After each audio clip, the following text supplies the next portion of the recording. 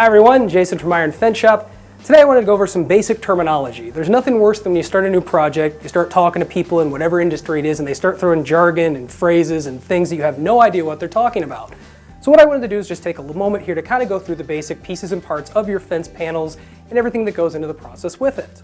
Let's go ahead and start with our Stronghold Iron piece over here. While it's going to be about the same between Stronghold Iron and our Infinity aluminum, there's a few minor differences I'll point out as we go along.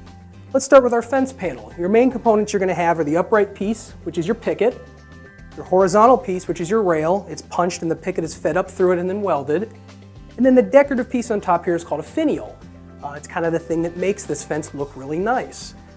What you're securing to over here is your post, and then your post cap on top.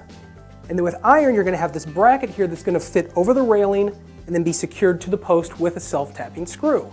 Now if we go over to our Infinity aluminum, again, pretty close to the same. You're still going to have your upright picket piece, your horizontal rail that is punched with the picket fed through it. Now you will notice there's a screw head here. With the aluminum, they're secured with a screw, whereas in the iron, they're welded from underneath. And again, you have that finial tip on top too.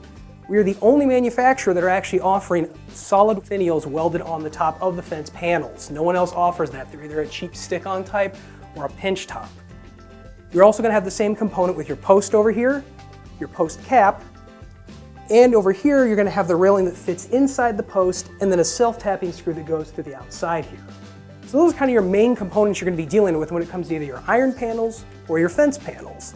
So now that we've looked at the fence panels, let's go ahead and take a look at the walk gates. Now this is going to hold true whether it's a small walk gate like this or even a large driveway gate. Same kind of components for the most part.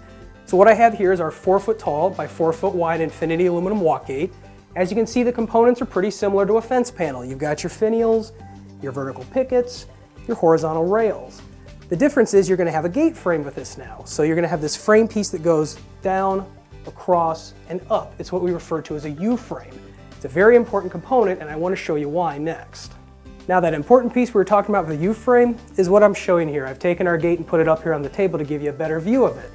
Now this is going to be extremely important as the gate starts getting larger, wider, some of your driveway gates, is this U-frame.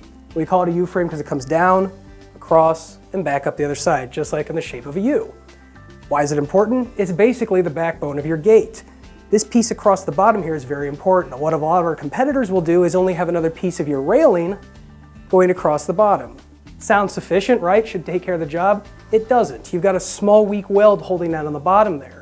So if Junior decides to hop on the gate and go for a ride, you're coming down the sidewalk and on the ice and kind of grab the gate to stabilize yourself and you pull it, you may bend those welds. Now you got a saggy gate that's dragging on the ground and doesn't fit right.